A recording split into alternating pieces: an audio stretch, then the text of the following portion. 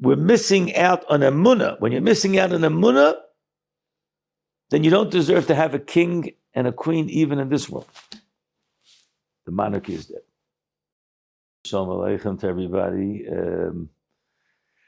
We're holding now the 19th day of Elul, and it's been a little bit of a hiatus the last 2 weeks. We haven't had a Gedolim series podcast, and the title that I decided to speak about tonight, it's a little bit of a twist on the Gedolim series, but I think that it does give us an avenue for us to be able to somehow relate to a topic which is in the public eye in these days, which is the passing of Queen Elizabeth, the Queen of England.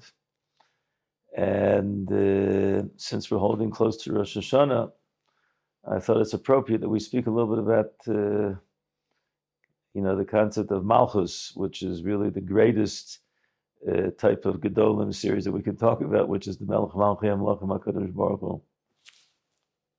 The concept of the Gadol, Shebegadol. Kadosh Baruch Hu is really Gadol.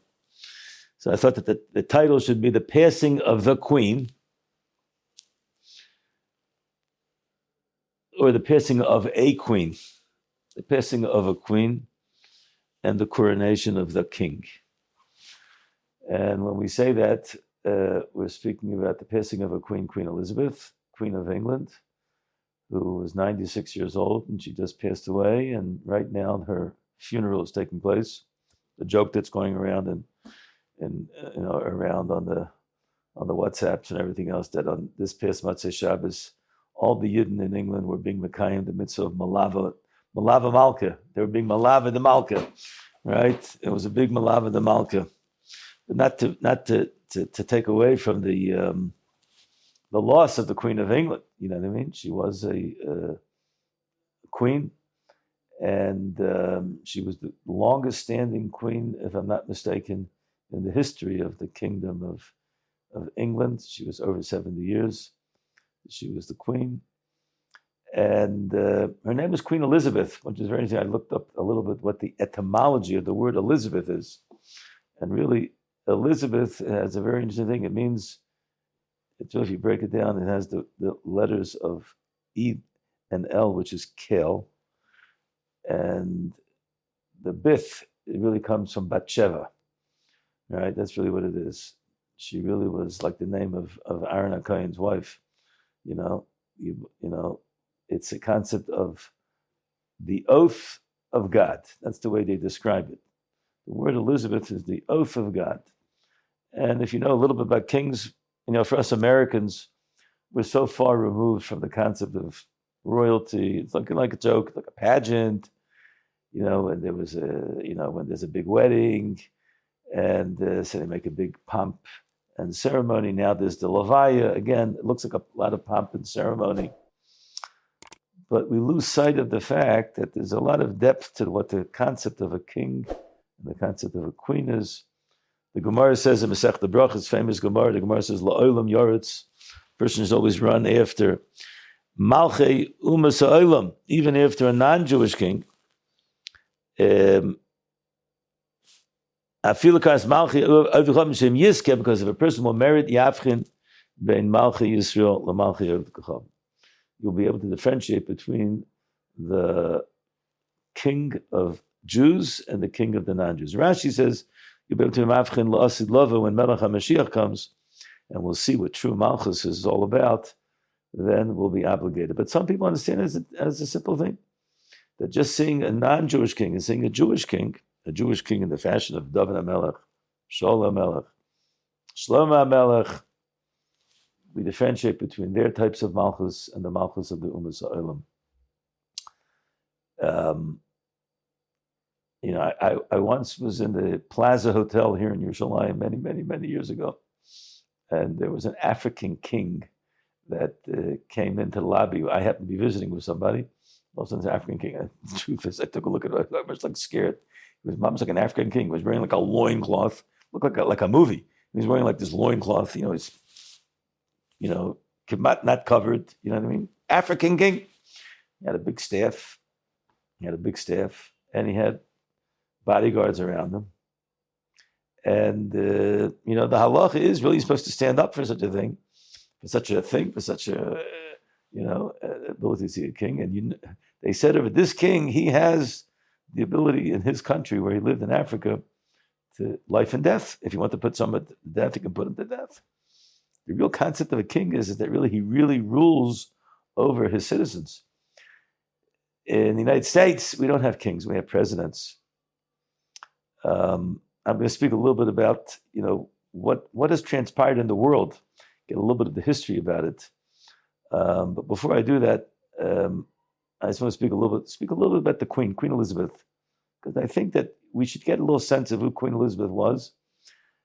I'm not the expert in queens and in English monarchy, but on the face value and a little bit that I saw, that she was, today she really didn't, queens and kings in England, they don't have any real power. Today it's what's called a Republican monarchy. Republican monarchy, which it basically means is that the monarchy is just a pomp and ceremony, even though officially they're really the leaders of the country, but it was given over already to the parliament, as being the ruling body, and they really make the decisions. And the queen is she was like a rubber stamp. If you know a little bit about Queen Elizabeth, she was born in I think 1926, and she, when World War II broke out, her mother, I think her father maybe had passed away. I think her father's name was Edward. I'm not sure. I think it was King Edward. That's what I heard. And she was maybe 13, 14 years old when the war broke out. And she was sent into the countryside, like other children had families, because of the Blitzkrieg. The Nazis, the Germans, they were bombing London. Yibodel Chaim Tov Maruchim, Rav Sternbuch's Shlita, was also in the Blitzkrieg. He didn't go into the countryside. Sternbuch always says over. He was in the Blitzkrieg in London when the bombs were really falling. But they sent a lot of the children out to the countryside, and Queen Elizabeth and her sister, I think it was Margaret, they were both sent to the countryside, and they were separated from their parents, for whatever hell of separation, even though they were royalty and everything else. I'm sure they were well taken care of. But there's an interesting recording of a speech that she gave, which was sent out to all the citizens of Britain throughout the world. The BBC was like a famous, they sent out, they had shortwave radios. I don't know how they sent it out, but everyone heard it. And she was a young girl, and she started speaking about how she wants to relate to everybody, what it is to be away from your family. And you see, very correct. Even as a young girl, she had a very, very correct bearing. And she was a benevolent person, a good person, very well-mannered. We don't know that she had anything against the Jewish people. We know that Britain, in the end of the day, even though there's a lot of history in Britain itself, there was a lot of anti-Semitism in the history of England. But as far as we know, especially for the last hundreds of years, Jews have been able to live there freely and be able to practice religion. And Britain is really the civilized nation. There are a lot of different things. They didn't do everything perfectly. They didn't do everything perfectly in all the countries that were really an empire. At one point, they were the empire. Countries all around the world are really under the sovereign rule of England. And now, England is like a small little country in comparison to the way it was. But the Queen, she exhibited royal concepts, well-educated, well-spoken. She honored the chief rabbis, they used to come, and she was interested in what's going on in Judaism, in the Jewish world. A good person, her family, there's a lot of different personalities there. We're not here to speak like a magazine and stuff like that. But the main thing I want to bring out is that there's still something in Malchus of a queen that passes away. And now there's a funeral, and there's a lot of pomp and ceremony. What can we learn from this? And how does it relate to our world? Our world. So we see that the Gemara says that a person should even go. It's like an Inyan to go and to greet, to greet a queen. So it could be that there's an Inyan to watch the funeral. Could also very well be. There's a concept of Malchus. I always say, a mice, it happened with me when I was a young boy. I remember Rav Moshe Feinstein, we were then in the villa overlooking the New York City harbor, and the Queen Elizabeth's ship came to port. It was this magnificent ship. It's called the Royal Ship. The Royal Ship. And Rav Moshe Zatzal, it was Bein Storm. I remember it was after Mincha, and he was eating lunch, and there was a big flotilla. There were a lot of ships that came around, and there were helicopters. They were greeting the Queen Elizabeth ship, the Cunard ship, and Rav Moshe heard about it. They told Rav Moshe, and Rav Moshe went to the window. And I remember that he said, at least he said that the bracha that you say, Shecholak mi kvoida, what's the lashon of Chazal? The Gemara says that when you see a melech umas ha'olam, boch shenasa mechachmasa lebriyasa. I wasn't sure if he said it with a Shem of Malchus or not. And when we asked him about it, remember he said, yeah, this represents the queen. And the queen gets honor, and you have to be mechalik. You have to give chachma. You have to show the chachma that the Rebbeinu Shem gives kavod. What does this have to do with us? What has to do with us is like this.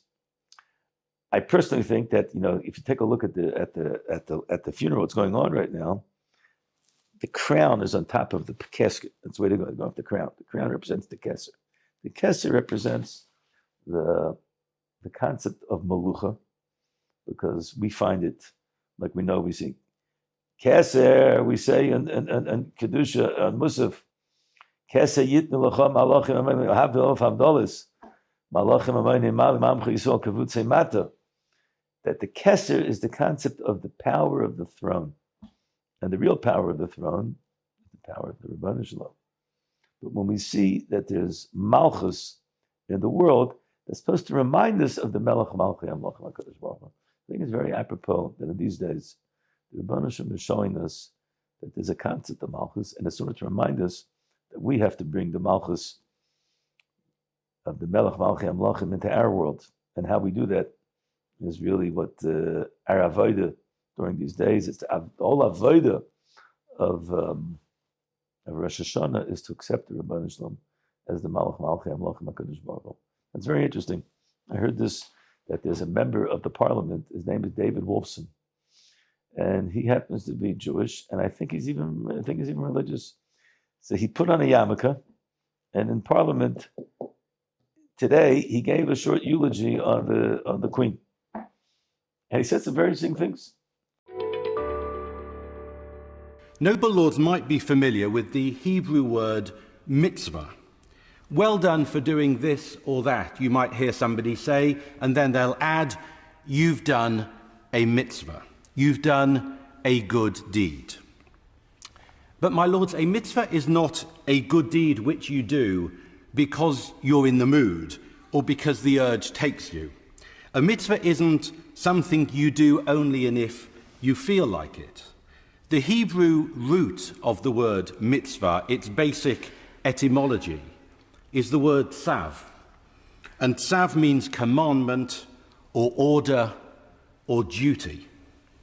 You do a mitzvah not just because it's a good deed and not just because you feel like doing it.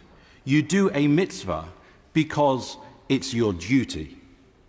Her late Majesty spent her whole life doing the right thing, and not just because she felt like it or because the mood took her.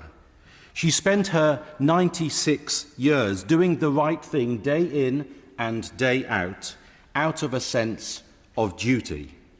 It was a life, if I may respectfully say, of mitzvah, of acting out of a profound sense of personal duty and under the solemn oath to God which she took at her coronation. Now in Hebrew, every letter also has a numerical value, and you can add up the values of individual letters to get the value of a word. And in one of those coincidences, which perhaps are not, The value, the numerical value of the Hebrew word tzav, the root of the word mitzvah, is 96. 96 years of tzav, of duty, and also of mitzvah, of doing the right thing, because that is your duty. This happened to be by Ma'ariv tonight. I met a friend of mine, lives here in Harnov, and he was saying Kaddish. And I went over to him and said, he's saying Kaddish. He says, his father was just nifter. I said, how old was your father? He said, his father was 96 years old. He passed away. He said something very interesting.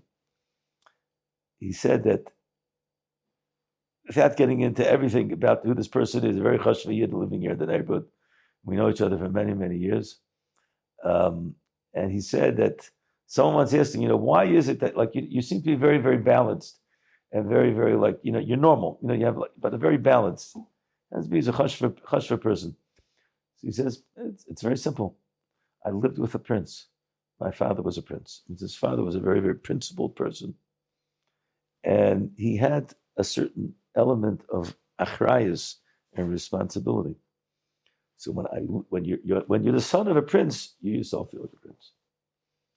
The concept of a king and a queen is to teach us how we're supposed to be like b'nei malachim. Klal Yisrael are all b'nei malachim. We're all b'nei malachim. Why are we all b'nei malachim? Because we really keep the tzivuyim. We keep the tzivuyim of the Rebbeinu Shalom. And that's really what the Rebbeinu Shalom wants us to get into our heads at this juncture of the time that we're in. And I think to a certain extent, Rav Moshe Shapiro Zatzal, they say he once went to England. I heard it from him himself. Once went, and he asked to be taken to the Buckingham Palace. And he went to the Buckingham Palace. They're changing a guard. The way the guards all set up. The way they stand there and they at attention, even with the heat. They're schwitzing away, but the guards are standing there and they change the guard and they're walking and everything else. And you have all these, I saw the videos of the cute yeshiva guys making fun and trying to get them to Liff and everything else, which I think is a chilul Hashem, but that's besides the point.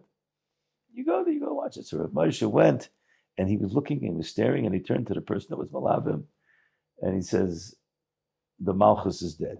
This Malchus is not the Malchus. When it said you should go after Malchus, of Akum, he says, not this Malchus. This Malchus is already dead. It means he was able to discern that all that's left now is like pomp and ceremony. There's no real Malchus. Rav Wolbe says something very interesting. Rav Wolbe has a piece where he speaks about the concept of Malchus. He speaks about this Gemara that we mentioned, the Gemara in Brachos. And he describes that like we said before, there used to be a time when there was a monarchy. There were kings, and the kings had power, and the kings, they ran the country. And you had good kings, you had bad kings. But these days, kingdoms are gone.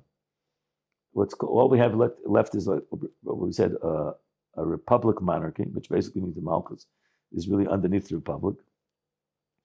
And then we have new types of things. We have democracy, which is the world that we live in, that we like to say we live in it. Take a look at democracy.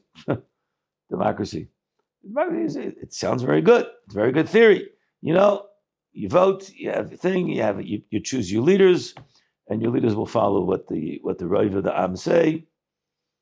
And really, it's like the people are really running the show. That's really democracy. The people are running the show. But there's no fear of Malchus. There's no fear of Malchus. We want him in, we want him out. Then you have what's called dictators, autocrats, people that run the world. And if you take a look at the world today, you really see it. The world, Rabbi Isai, is on collapse mode. America today.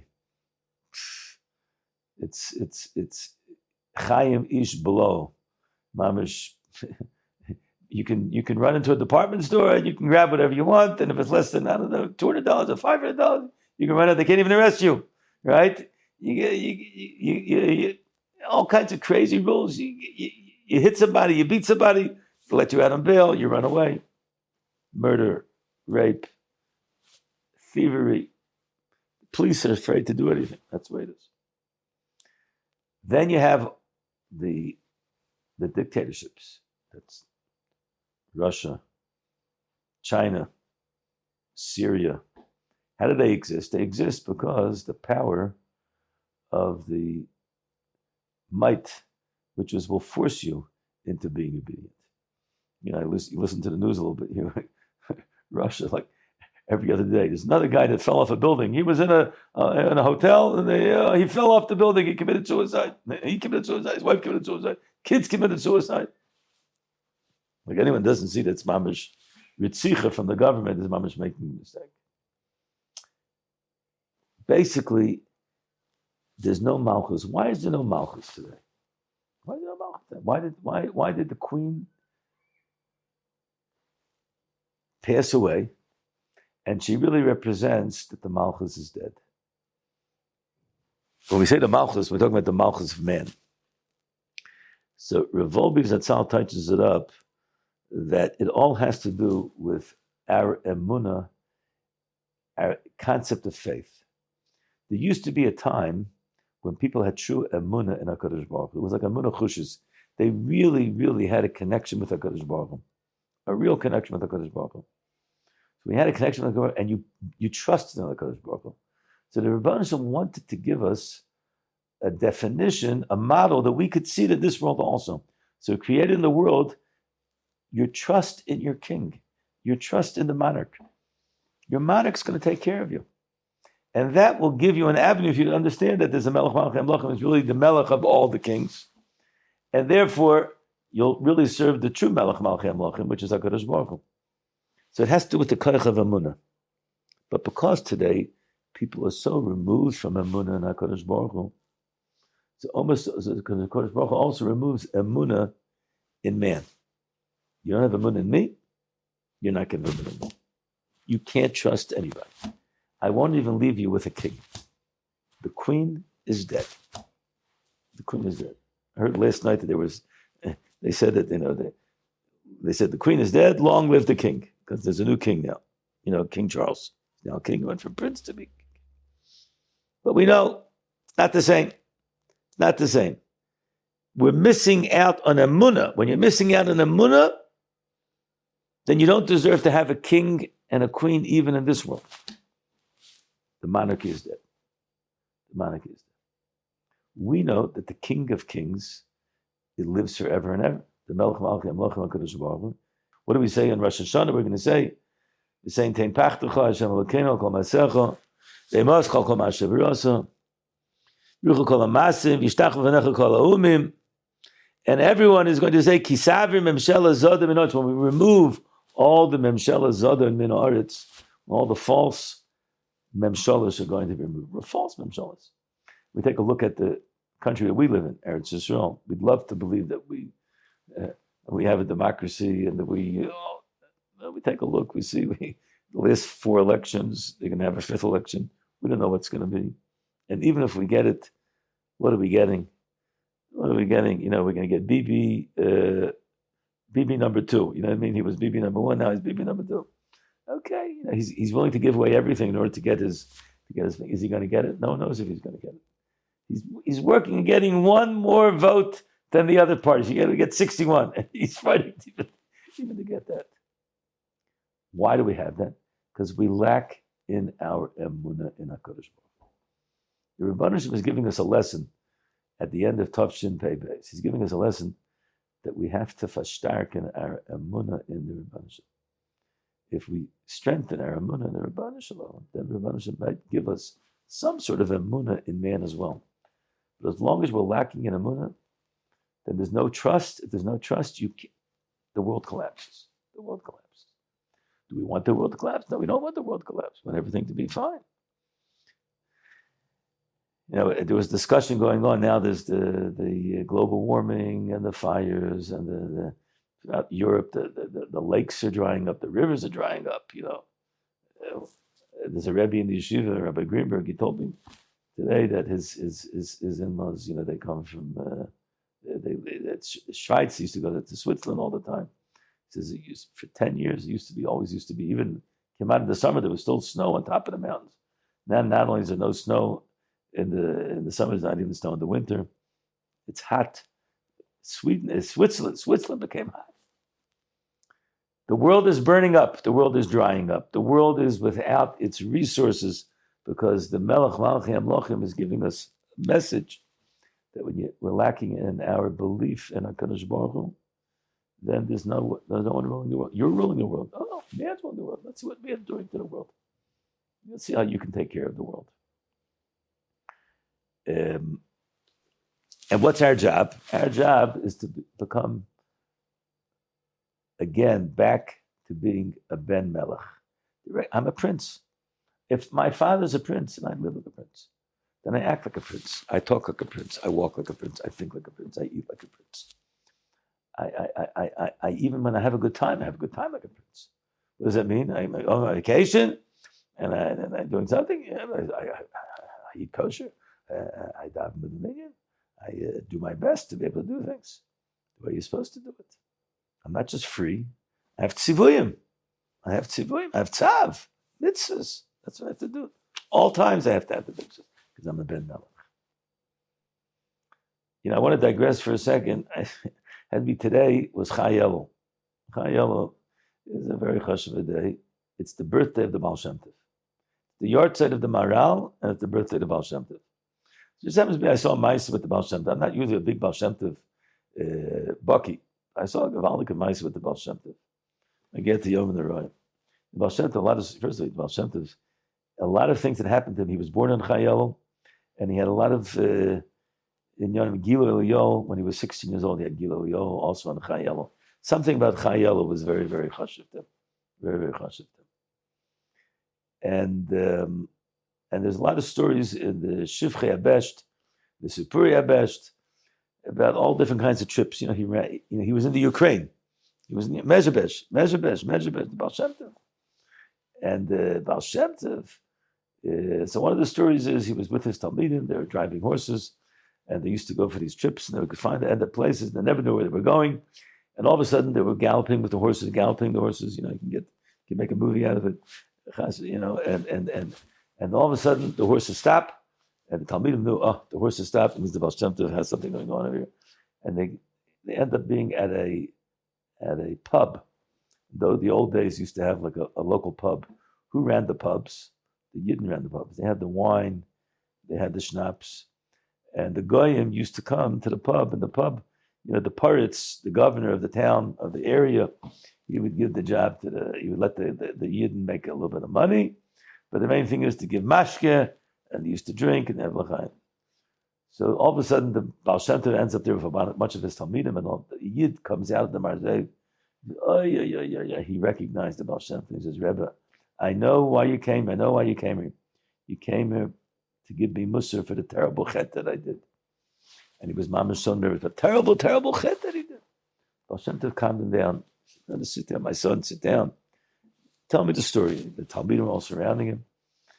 And I'm going to try to make the story short, but basically what he said was like this. He says, I have this geschäft, but there's no Yidden that live over here. So when it comes Yom Narayim, I always go to the closest town where there's Yidden to go daven Yom Narayim. I think it was Yom Kippur. Yom Kippur used to go to daven by, and Rosh Hashanah, Yom Kippur. This story happened to be around Yom Kippur. And this year I was planning on doing the same thing, and I ended up making all my preparations. So I did the last business that I had, the day before, and I started going to the next shtetl, to the shtetl I had to go to. It was not so close to be with the other Yidden.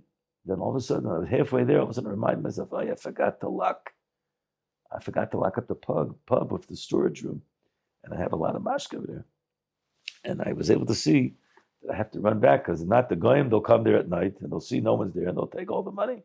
They'll take all the mashka, all the schayra. So I worked out. I have enough time to go back, and they still get there. So I went back, and as I'm locking it up, all of a sudden the Paritz shows off. The governor, he shows up. He says, Yidel, I need a shtickle mashke. I just need one l'chaim, one little drink, not l'chaim, one little drink. Oh, a glass of vodka I need. I need a glass of vodka. So he says, I know the way these things work with the God. You give them one, they want more.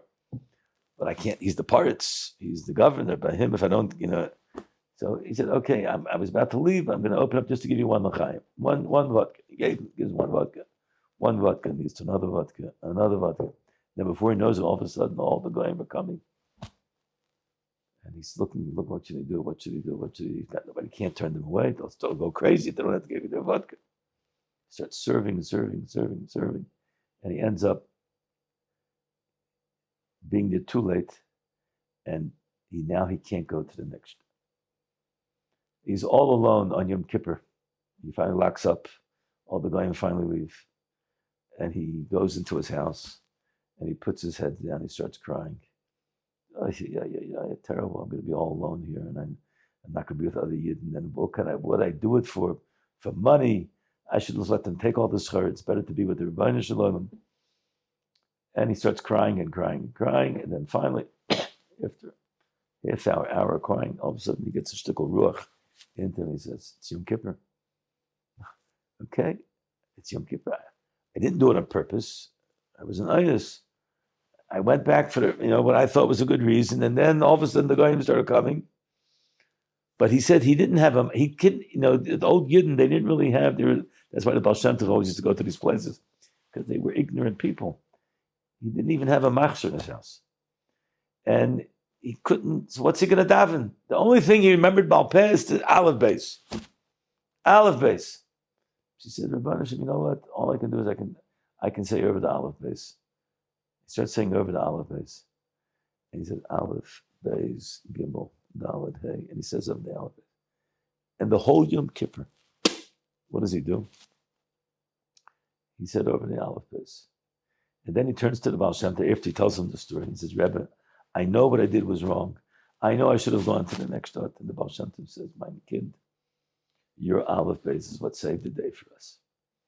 Because your Aleph Beis came from a holy place, and the Baal Shem Tov, it went up to the Shemayim, and it was supposed to be a terrible decree, and everything was in. Rabbi said the Pasha the Yid's Aleph Beis in that particular situation showed his emunah in HaKadosh Baruch Hu. Rabbi said, what is the Rebbeinu Shalom showing us in these days? Days of the passing of a queen and the coronation of the king, the Melech Malchi Amlach HaKadosh Baruch Hu. Rebbeinu Shalom showing us we're living in a world where there's anarchy. We're living in a world where there's no more kingdom. Rav Wolbe writes that sometimes you have what's called the kingdom in exile. That means the king can't be in his own place. He has to run away. And he's not able to be in his country. But there's what's called loyal citizenships. Loyal citizens who do guerrilla warfare. They stay in the country and they start planting a mine over here and a mine over there because they're loyal citizens to the king. Whatever the king says, they try their utmost to do. So the Volbi says that's where we are. Where it's called Shchinta Begalusa. The Shechina is Begalus. But every single Yid that still says an Aleph Beis, every single Yid that still does a mitzvah, still does a tzav, he's showing that I'm a loyal citizen to the Rebbeinu Shalom. I'm still keeping, even in Tafshin and the Tafshin Pei Beis, beginning of Tafshin Pei Gimel. We have a nice remnant of Tafshin Pei Gimel in a second. I'm still a loyal citizen. I am a Ben Melech. I'm together with the sovereign king to the Melech Malchim Lachman Kadosh Baruch Hu. And we're going to coronate you on this Rosh Hashanah. And we're going to raise up the banner that we follow what the Rebbeinu Shalom, because a real Melech and his citizens are the people that follow what the Melech really wants them to do, which is the Tzivuyim of HaKadosh Baruch Hu. There's a certain autocratic, malchustic way, the way we live. We don't just dress up in clothes. We walk the walk. We don't just talk the talk. And walking the walk is that we're going to say on this Rosh Hashanah, Be'ez Hashem Yisbarach, it's coming up, Motzei Shabbos, Slichus Rabbi Zayim. The Sfardim, they've been saying it already for a couple of weeks already. We're behind the ball, the Ashkenazim, but we're going to get into it now. We've been blowing the shofar every day. We've been saying the special additional Tehillim of LeDavid, Hashem Oiri V'Yishi, exclaiming that Hashem is our light, Hashem is our salvation. And we're going to ask for Slicha Mechila. And we're going to say Hashem Melech, Hashem Molech, Hashem Yimlech, because the Rebbeinu Shem is Chai V'Kayim. And by us, even if the Shechin is Bagalus, we're still loyal citizens. And if we do that, Tov Pei Gimel, Tehei Shnas, Pidyon Gadol, be a big pigeon, be a big redemption. The Rebbeinu Shem Mitzvah Shem Hashem Nashiach Tzidkeinu. We want to say is, even though the Queen might not be here, but we still have Kale, we still have the Shvuah, we still rise up to the challenge. The Rebbeinu Shem should mizak all of us. We should be Zeicher Mitzvah Hashem, to Ksiva V'Chasima Tova, Mitzvah Hashem together with God's Klal Yisrael, Zeicher to Mashiach Tzidkeinu. Wishing everyone a wonderful, wonderful evening. And again, we want to thank Yisrael, Yitkowski, and the JFoundations. Anyone that can show their support, to go on the website, to go on online, and even drop a donation is also a good thing. Then it will be a big schus for everyone. Wishing everyone a good evening. Thank you very much for listening. We want to thank JFoundations.com. If you could sponsor any of our activities, it would be another way of addressing and being able to give over Torah to other people. Go on the website and show your support. Thank you very much for joining us.